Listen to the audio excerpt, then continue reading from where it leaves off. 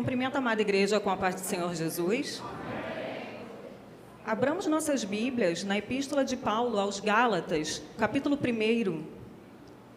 Capítulo 1, verso 10.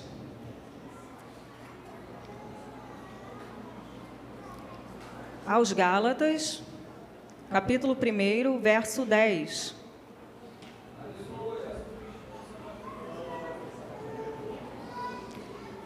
Porque persuado eu agora a homens ou a Deus? Ou procuro agradar a homens? Se tivesse ainda agradando aos homens, não seria servo de Cristo. A versão NVI vai trazer a primeira frase assim, olha. Acaso busco eu agora a aprovação dos homens ou a aprovação de Deus? Ou procuro agradar a homens? Se estivesse ainda agradando aos homens, não seria servo de Cristo. Pai querido e Pai amado, obrigada, Senhor, por tudo que o Senhor já tem falado aqui nesta noite. Continua falando aos nossos corações aqui neste lugar, ó Pai. Que nós venhamos diminuir e o Senhor venha crescer aqui neste lugar. Que tudo seja feito para a honra e para a glória do Seu nome, ó Pai. Essa é a oração que te fazemos em nome de Jesus. Quando nos foi dada a oportunidade, o Senhor já estava ardendo com essa palavra em meu coração. E então eu fiquei questionando o Senhor, Senhor, mas essa palavra é para a igreja ou é só para mim? Porque a palavra nunca é somente para a igreja, com certeza é para o mensageiro sempre. E então fiquei pedindo diversas maneiras, pedindo ao Senhor para confirmar essa palavra para a igreja, e o Senhor usou diversas pessoas para confirmar essa palavra. Então, assim, fica ligado naquilo que o Senhor tem para mim e para você nessa noite. Já foi falado aqui diversas vezes sobre o arrebatamento da igreja. E no início do culto foi falado assim, olha, mas para subir tem que estar com as vestes limpas. Então é sobre isso, o caminho dessa palavra é exatamente esse, tá? Então venhamos ficar atentos ao que o Senhor tem para nós aqui nessa noite. E para que possamos entender melhor esse versículo que nós lemos, entender melhor aquilo que o Senhor colocou em nosso coração, vamos trazer assim um pouquinho do contexto histórico, do que os Gálatas estavam vivendo lá quando foi escrita essa epístola pelo apóstolo Paulo. Nós sabemos que as cartas na Bíblia não estão em ordem cronológica. E há um entendimento entre muitos estudiosos que essa foi a primeira carta escrita pelo apóstolo Paulo. E é interessante que essa carta, como as demais cartas, ela não foi escrita para uma igreja específica. Quando a gente observa essa carta, nós vemos que ela foi escrita para uma região. Foi escrita para a região da Galácia, para as igrejas ali da Galácia. Então ela era uma carta coletiva, que ela deveria ser lida ali para aquelas igrejas com o propósito de instruir, com o propósito de exortar. E aí, quando a gente olha para essa epístola de Gálatas, estudando, meditando, nós vemos que ela é a epístola mais apologética do apóstolo Paulo, onde o apóstolo Paulo mais faz a defesa da fé cristã. Ela é uma carta magna da liberdade cristã. Ela tira o aprisionamento, a escravidão e ela traz a liberdade cristã. Tanto é que essa carta, ela serviu de base para a reforma protestante. Então vamos entender o que tem de tão grandioso nessa carta, vamos entender o que tem de tão misterioso ali, e o que o Senhor quer falar conosco nesta noite.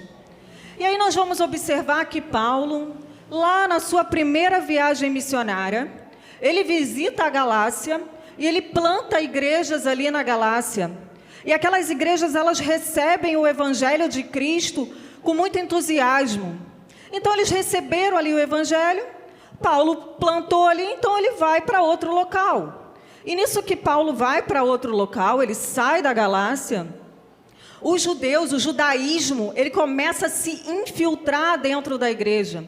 Começa a se infiltrar dentro da igreja, trazendo um falso evangelho. Eles vão dizer o seguinte, olha, esse cristianismo que foi pregado por Paulo, na verdade é um judaísmo melhorado. E eu vou dizer para vocês o seguinte, olha, gentios, não é tão simples assim não. Para você ser salvo, você vai precisar cumprir as leis, sim. É necessário que você cumpra as leis. E aí o judaizante estava trazendo ali para a igreja da Galácia a seguinte questão: não é somente pela graça, você tem que cumprir as leis, tem que se circuncidar, tem também que obedecer todas as leis de Moisés, não é somente pela graça. O que eles estavam fazendo? Eles estavam invalidando a suficiência da graça que Paulo pregou ali naquele local. Eles estavam atribuindo a graça, a lei, as obras da lei.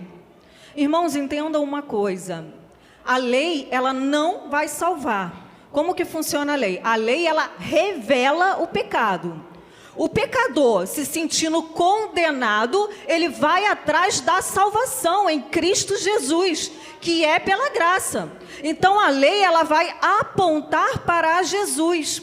Mas só que aqueles judaizantes ali estavam fazendo o quê? Olha, não, tem que cumprir a lei, senão desse jeito você não vai ser salvo.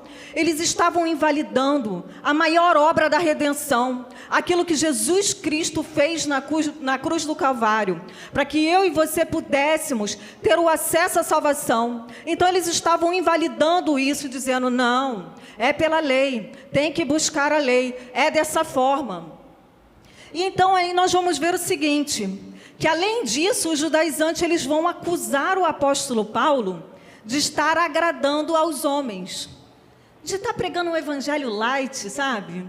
Um evangelho para atrair as multidões, sendo politicamente corretos, para atrair, com o propósito de agradar as pessoas. Os judaizantes vão falar isso do apóstolo Paulo, porque o apóstolo Paulo vai falar que a salvação é pela graça. Pela graça, Jesus morreu na cruz, salvação pela graça. Então eles vão criticar e falar isso do apóstolo Paulo. Então quando nós vemos isso tudo, o apóstolo Paulo, quando ele vai olhar o que está acontecendo lá na igreja da Galácia, ele fica indignado. Nós vemos isso nos versículos. Ele vai dizer assim: olha só, esse povo se corrompeu tão rápido. Vocês deixaram o evangelho de Cristo, o evangelho da graça, para seguir o evangelho dos judaizantes, para seguir o evangelho da escravidão. Então, qual é o propósito dessa carta, dessa epístola aos Gálatas? É defender o apostolado de Paulo, defender o seu ministério e defender também o evangelho de Cristo. Esse é o propósito dessa carta. Esse é o maior propósito dessa carta. Entenda uma coisa, meu querido, que essa carta, ela é uma carta de confronto. Ela é uma carta de confronto, ela não é uma carta simpática, não. Ela é uma carta de tratamento de choque para aqueles que estão ali, se apostatando da fé, largando a fé. Foi uma carta muito necessária naquela época, mas é uma carta indispensável para os dias de hoje. Quantas heresias, quantas doutrinas têm tentado entrar nas igrejas do Senhor nos dias de hoje? Quantos falsos mestres, falsos pastores, falsos ensinadores. Mas se você não estuda a palavra de Deus, você vai ser enganado igual aos Gálatas estavam sendo enganados. Então essa carta é uma carta de confronto e ela é extremamente importante para mim e para você, para nossas vidas, para nos mantermos firmes na palavra do Senhor. E aí nós vamos ver, e aí quando a gente volta, depois dessa introdução aqui, quando a gente volta ali no versículo que nós lemos, Paulo dizendo: acaso busco eu agora a aprovação dos homens ou a de Deus? Ou procuro agradar a homens? Se estivesse ainda agradado a homens, não seria servo de Cristo. Nós vamos ver que Paulo faz um questionamento de confronto em relação ao seu apostolado. E meditando sobre isso, foi exatamente esse o ponto central que o Senhor colocou no meu coração. O Senhor trouxe uma pergunta ao meu coração, para mexer com o meu intelecto e com o intelecto da igreja, com o nosso raciocínio, com o nosso entendimento. É palavra com o entendimento.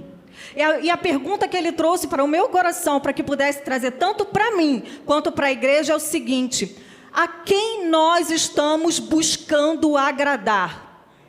A Deus ou aos homens?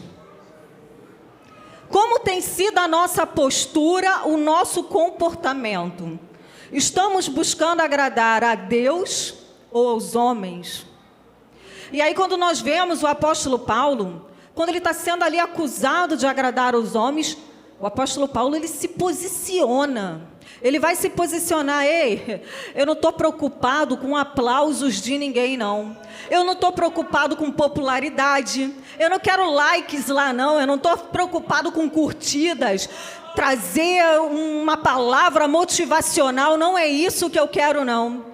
E Paulo vai dizer, vai contar sobre o chamado dele. Ele já começa lá no primeiro versículo sendo incisivo. Eu não fui chamado por homens, eu fui chamado por Deus. Deus me escolheu desde o ventre da minha mãe. Meu querido, você está aqui nessa noite, você foi um escolhido de Deus.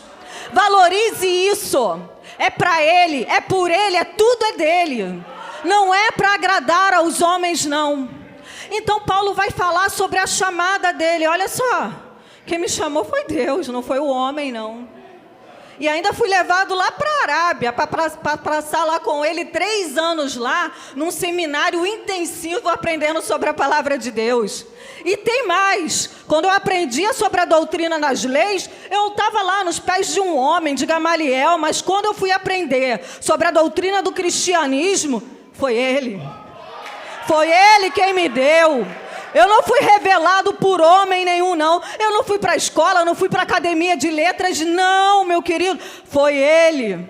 Então eu tenho convicção do meu apostolado. Eu não estou aqui para agradar homens. Eu estou aqui pela causa dEle e por Ele. Paulo sabia quem estava nele. Ele tinha essa convicção. E é interessante que quando Paulo ele defende o seu apostolado, ele está defendendo o próprio evangelho de Cristo. Sabe por quê, meu amado? Porque Paulo entendia que mais importante que o mensageiro é a mensagem. Paulo tinha essa convicção. Mas aí às vezes temos essa frase como um jargão. Ela não pode ser um jargão na minha vida e na sua vida. Ela tem que ser uma prática. Toda vez que você subir aqui nesse lugar, entenda, o mais importante é Ele. Nós não somos, nós estamos. Quem é? Ele. O único eu sou, Ele. Somente Ele é. Então Paulo, ele tinha essa convicção na sua vida. Ele sabia quem tinha o chamado. Entenda quem te chamou. Valorize quem te chamou. Não foi qualquer um que te chamou. Alguém morreu na cruz para que eu e você pudéssemos ter acesso à salvação. Valorize isso. E aí eu meditando, eu falei assim, tá, Paulo conseguiu. Paulo venceu, Paulo se posicionou. Mas porque muitas das vezes eu e você não nos posicionamos. Porque muitas das vezes em nossas atitudes, em nossas decisões, nós preferimos agradar aos homens ao invés de agradar a Deus. E comecei a meditar nisso. E aí o Senhor começou a falar comigo, olha, já começa aí uma angústia mental de não ser aceito pelas pessoas. E essa falta de aceitação, ela traz medos. E ela vai trazer um medo, qual é um dos medos que ela vai trazer? O medo da crítica. Sabe o que é? Quando você se posiciona como servo de Cristo, você vai ser criticado.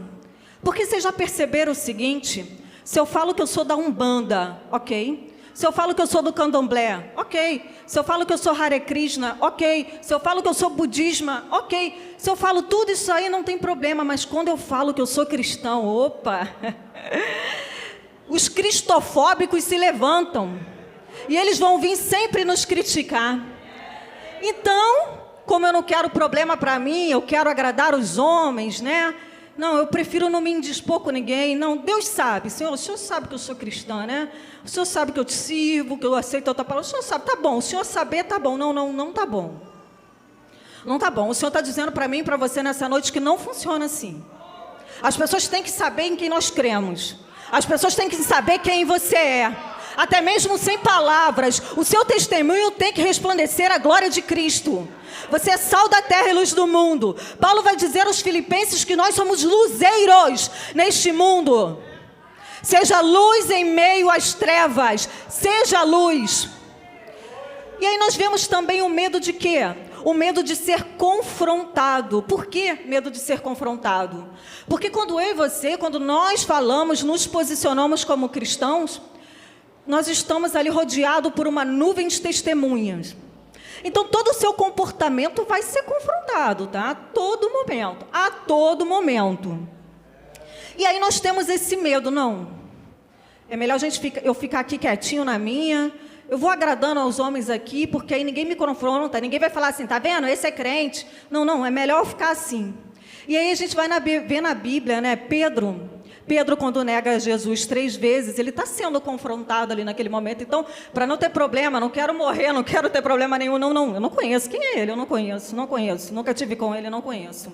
E aí nós vamos ver ainda Pedro. Em Gálatas 2, Pedro já com uma autoridade apostólica. Quando Pedro está ali comendo entre os gentios, chegam alguns judeus mais conservadores. O que Pedro faz?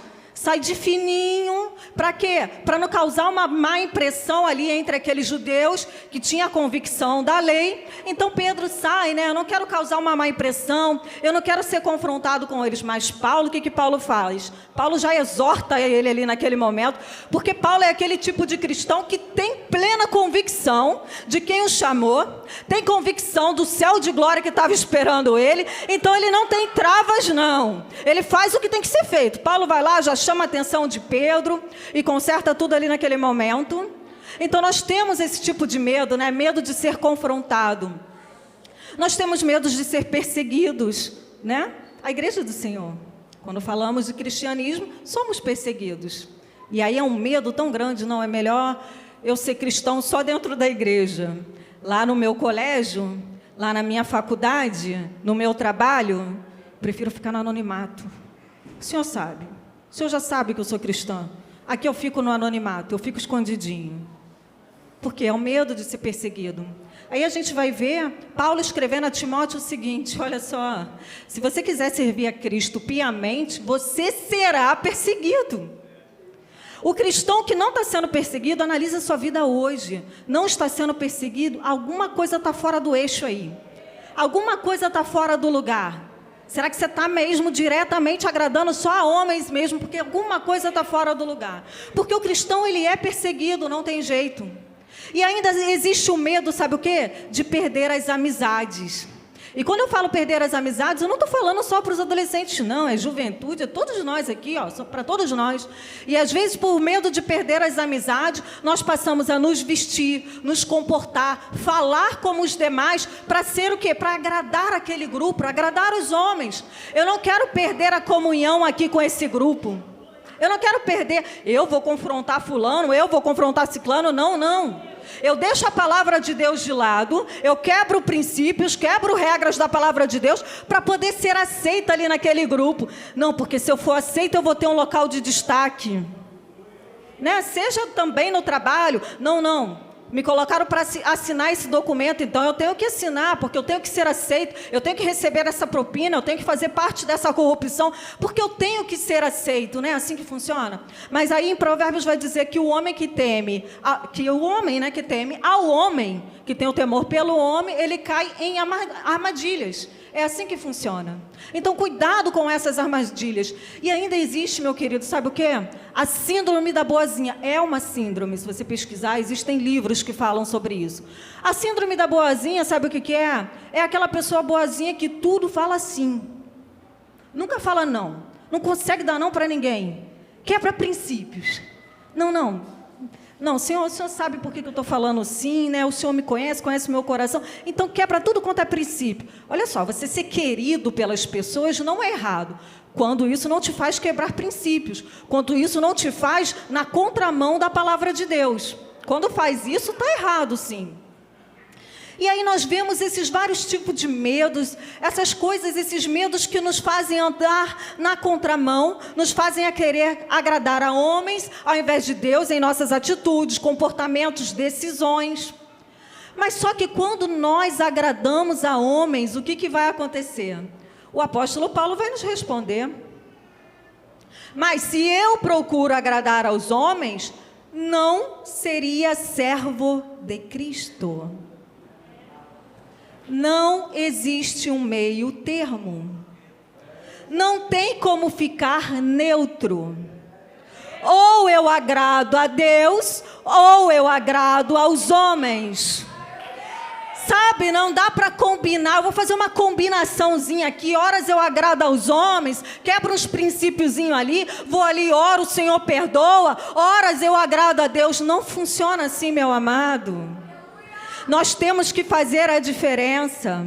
Nós temos que ser diferentes. Aqueles que procuram agradar aos homens estão suscetíveis a quebrar as regras, suscetíveis a quebrar princípios, porque a preocupação deles está no homem. O que vai falar de mim? O que vai pensar de mim? É assim que funciona. Então, cuidado, meu querido. Sabe por quê? É melhor você ser rejeitado pelos homens do que ser rejeitado por Deus. Nós vemos o que aconteceu na vida de Saul. Para querer agradar aos homens, foi contra a palavra de Deus e foi rejeitado por Deus. O que você tem escolhido? Qual é a sua posição nas suas decisões? Você quer agradar a homens? Você quer agradar a Deus? Qual o seu posicionamento? Como você tem se posicionado? Pense a respeito disso. E aí, quando nós falamos de agradar a Deus, entenda bem, quando a gente fala de agradar a Deus, a gente não está falando de merecer a salvação.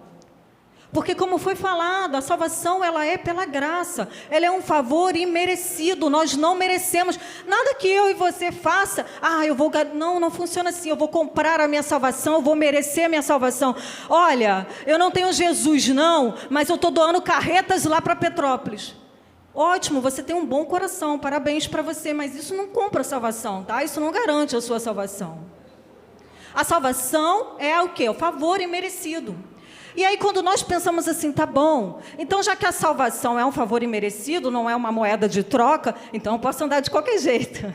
Eu posso fazer o que eu quiser, eu posso andar de qualquer maneira. Não é assim, não. Que embora seja assim, a Bíblia vai nos trazer princípios, vai nos trazer regras e diretrizes, e vai dizer que nós devemos agradar a Deus.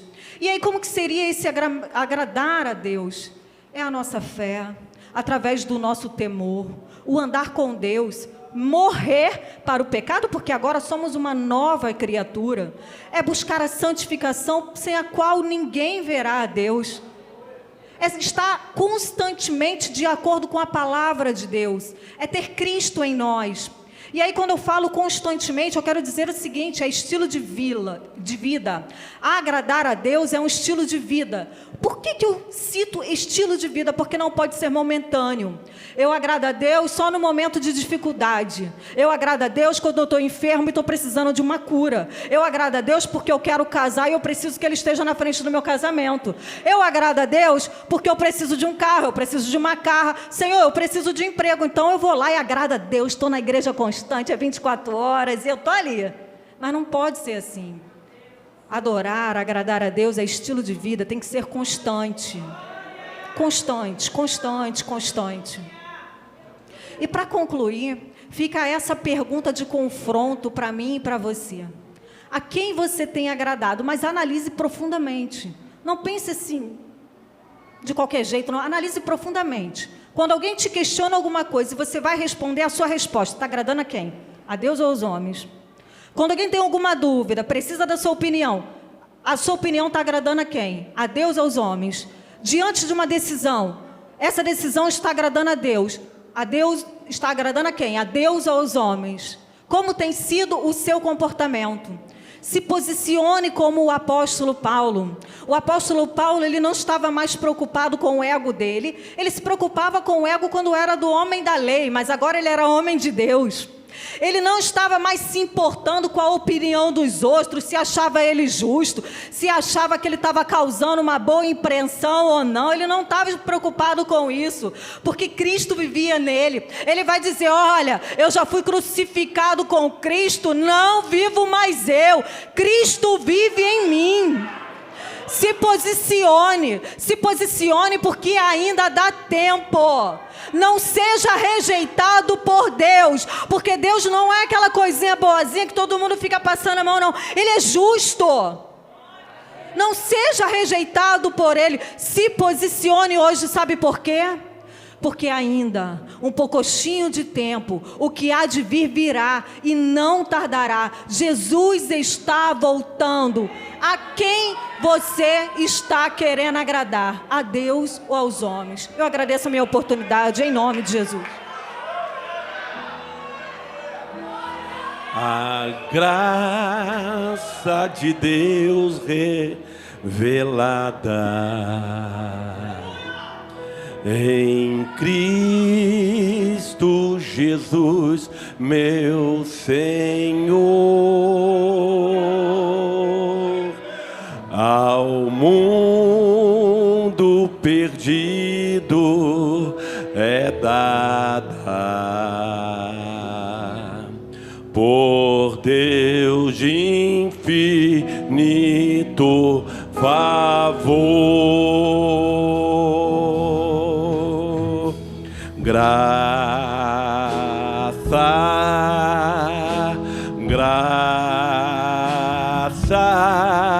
a mim basta a graça de Deus Jesus. Graça,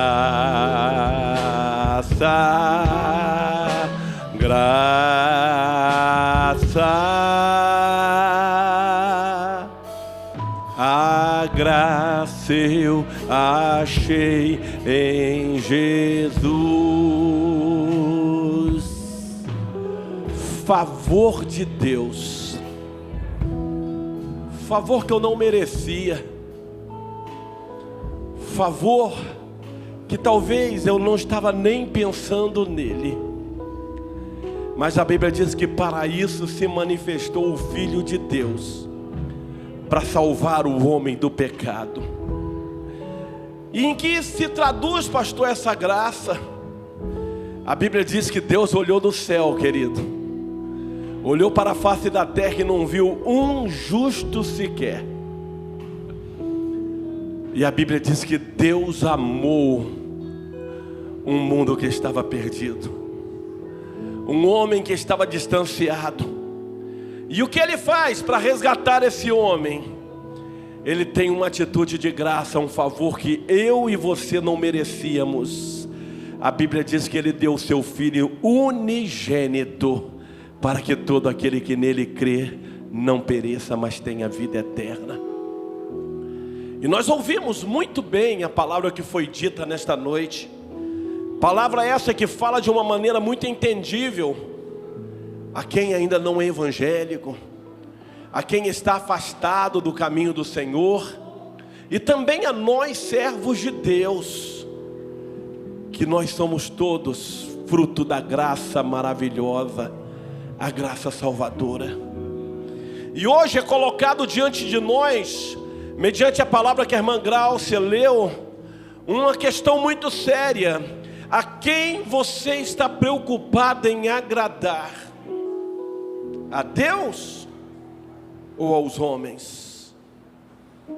Deus, Ele providenciou alguma coisa para que a sua vida fosse salva. O homem não pode trazer salvação para você. E é isso que nós queremos te dizer nesta noite. E eu quero aqui até falar uma coisa que veio ao meu coração. E às vezes tem tantas pessoas que entendem de maneira errada. Quando a irmã Gráucia disse aqui que mais importa em obedecer a Deus, talvez aqueles que estão assim mais espevitados um pouquinho, eles vão levantar a bandeira: opa, eu precisava ouvir isto. A partir de hoje eu não preciso dar satisfação ao meu pai, à minha mãe, nem tampouco o pastor da igreja. Mas deixa eu te falar uma coisa muito interessante. Papai, mamãe e pastor da igreja são constituídos autoridades sobre a tua vida. E a Bíblia diz que toda autoridade é constituída por Deus. Quando fala que mais importa em obedecer a Deus do que os homens, é você não dar ouvidos a homens ímpios.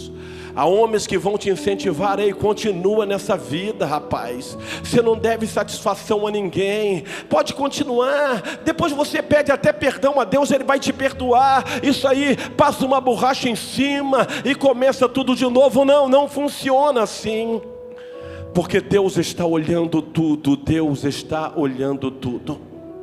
E nesta noite, eu não posso terminar este culto sem antes te perguntar, depois de ouvir esta palavra, a quem você vai estar interessado em agradar? Ao homem, que ele vai estar do teu lado enquanto ele tiver algum proveito a tirar da sua vida. A grande realidade é esta: ou você quer entregar a sua vida hoje ao Senhor Jesus, que Ele vai estar contigo e vai ser Senhor da tua vida. E eu gostaria de saber nesta noite se tem alguém aqui que não conhece a Cristo ainda, mas que ouviu esta palavra e a palavra está te dizendo: mais importa agradar a Deus. E se tiver alguém aqui nessa condição, eu quero te convidar para que você tome uma atitude de coragem e diga: ei, eu preciso reconhecer que algo de extraordinário está acontecendo neste lugar. Existe um espírito, existe uma alegria, existe algo diferente nesse lugar aqui. E isto quem proporciona é Deus, é o Espírito do Senhor que está conosco. E isto atrai o homem, isto atrai o homem a Deus. E esta é a tua oportunidade de você tomar uma atitude na tua vida hoje para agradar a Deus. Tem a primeira pessoa para Jesus esta noite?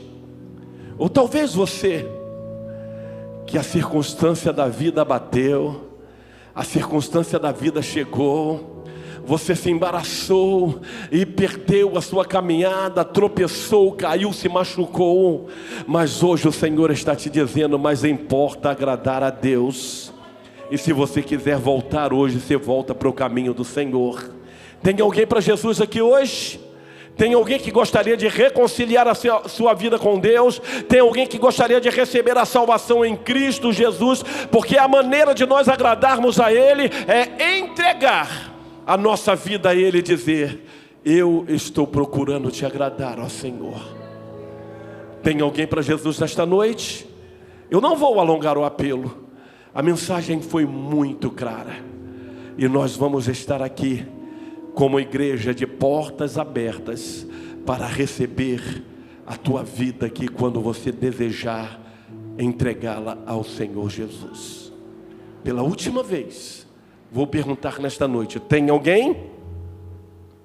Que Deus te abençoe e que Deus te conceda outras e outras oportunidades